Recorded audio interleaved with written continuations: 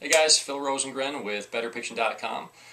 Today's video is all about the two-seam fastball. And specifically, we're going to talk about how to get more movement on your two-seamer. I get emails all the time from guys who are looking to get more movement on their two-seamer, and they may be able to get that movement sometimes, but they're having a little bit of a hard time getting consistent with it, or really getting to have it get that good sink and tail the way they know you're supposed to. Now, they understand the grip, but they kind of want to know how can they get more movement on it. So that's what we're going to talk about today. But first, to start off, we just kind of start with the basics, talking about the two-seamer and the big, obvious difference between the four-seamer and the two-seamer, and that's the grip. Okay, so you got, and the grip, despite what some people might tell you, the grip will affect the movement on the pitch because just basic aerodynamics. You've got four seams going against the air on your four-seamer. When you let go of it and it's spinning straight back, and you got four seams going against the air, that's going to create pressure under the ball, which is going to keep it up a little bit and resist gravity, so it's going to stay straighter. Your two-seamer, you're going to get those two seams going against the air, and then the white, slick part of the ball, so you end up with a little less air pressure under the ball, a little more sink. Now, that said, that is only really a small part of it. The much bigger factors that come into the movement on any pitch, two-seamer, whatever, is how the ball leaves your hand. So we're talking about hand position, wrist position, things like pronation, supination, and kind of big words there, but basic idea is if I've got a slider, curveball, or cutter, I want to be going this direction, I'm going to be more on this side of the ball, and that's supination. If I am going to want a two-seamer or a changeup, or any pitch that I want to be going in this direction to my arm side, I'm going to want to get inside that ball and pronate a little bit early as I throw. So that's pronation, and you may have heard of pronation because that's becoming sort of more of a hot topic and more of a common term that's thrown around. But basically, pronation or pronating is turning in with the wrist, and it's something you do after every pitch. So even on your curveball, which is throw this way, after you let go of it, your hand's going to pronate. But regardless, that is a way to create movement on the ball, is to think about getting inside the ball a little bit with your fastball. Guys who tend to have sort of this natural run on their two-seamer will just have a little bit of a different hand position and wrist position. So maybe like if they're throwing more of a three-quarter arm slot, that's going to tend to run that way. If you're directly over the top of it and you have your fingers directly behind the ball, it's going to tend to stay straighter. So the way the guys will get that movement is by thinking of throwing it through the pointer finger a little bit, coming through the inside part of the ball, and that's really going to send it down and away to the arm side. The other thing that can affect the movement on any pitch and really get that sink on a two-seamer or a fastball is going to be the arm slot. So if you're, naturally, if you're throwing sidearm or submarine, you're going to get a lot more sink on your fastball that way. But then going back to the difference between a four-seamer and a two-seamer and why one moves one way and one moves another way is really the four-seamer is a pitch that's designed to be your fastest, straightest pitch. You could have some natural movement on it, but really it's a power pitch that you want to stay right behind with your fingers. And if you're directly behind the ball with your fingers as you let go, it's going to tend to have true backspin. And if you've got true backspin on the ball, it's going to tend to stay straighter and not have a lot of sink.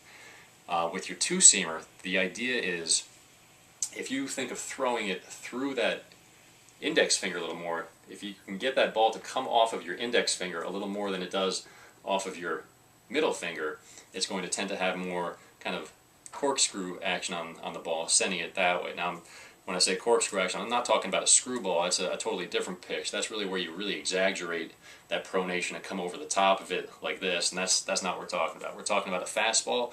You throw a fastball arm action, arm speed, and the wrist position is just a little different, or you get through it with your index finger a little more. So really just thinking about throwing the inside part of the ball.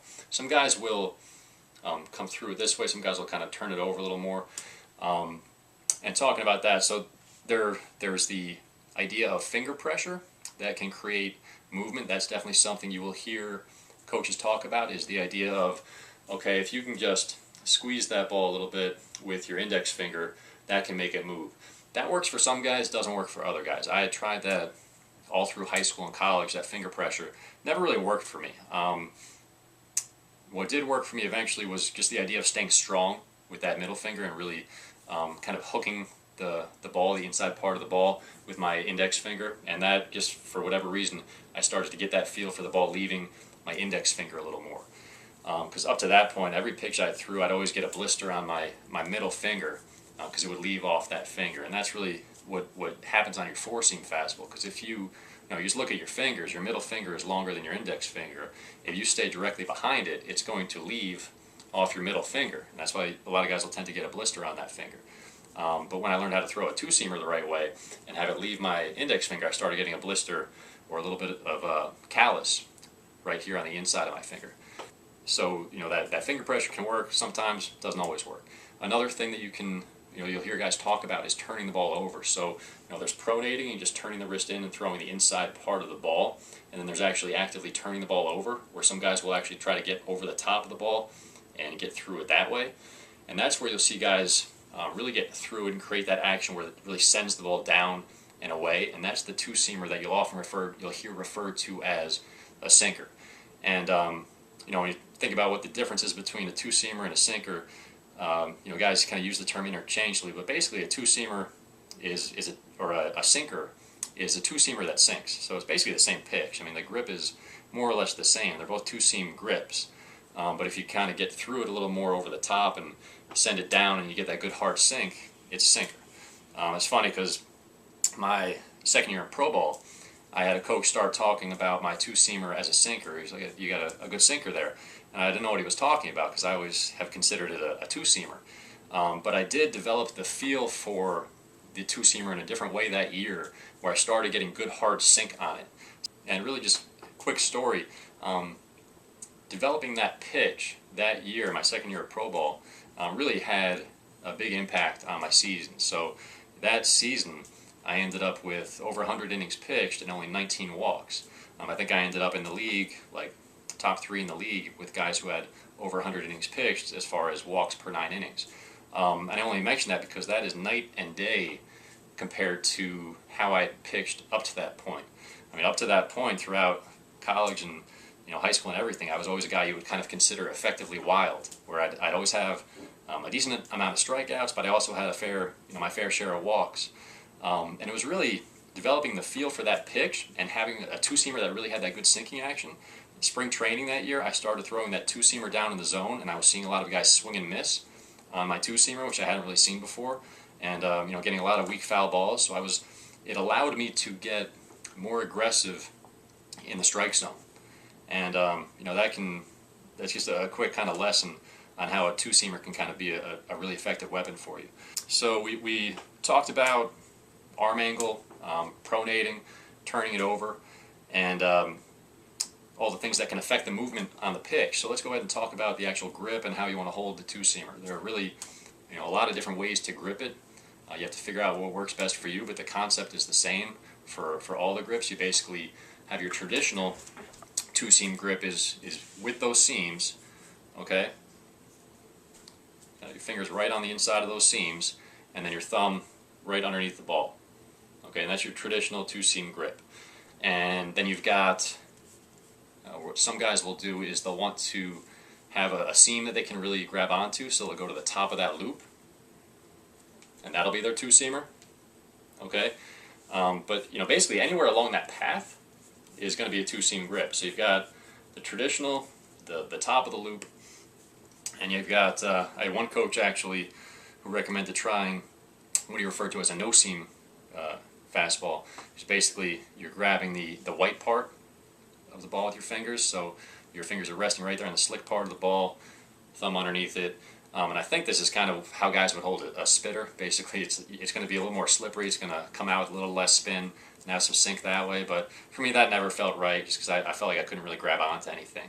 What ended up actually working well for me, and you've pointed out because it's a little bit of a different grip, and just shows you have to play around with it and figure out what works best for you. So I actually liked to come across the skinny seams, and then I would grab that inside seam with my index finger there. Okay, and I really tried to grab onto that seam and be strong through my pointer finger. And I would just let my thumb rest underneath the ball and throw right through it with my pointer finger.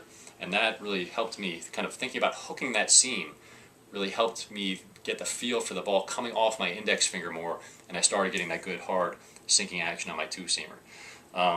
So that just goes to show you got to play around with different grips, and the way you develop a feel for any pitch is just going out and playing catch with it. So go out there, play around with different grips, different finger pressure. You can try pronating or turning the ball over a little bit and see if that works for you. And the key is, when you find a pitch that works, when you see that movement that you want, remember how that felt and try to repeat it over and over and over again, because that's really the key, is developing a feel for the pitch. And that's how you get consistent with it, because if you can work on it and develop that feel, a good two-seamer with movement down and away can really be an effective pitch for you, and just make it, kind of give you that confidence to be much more aggressive in the strike zone, which is going to make you a better pitcher. So get out there, work on your two-seamer, and let me know how it goes.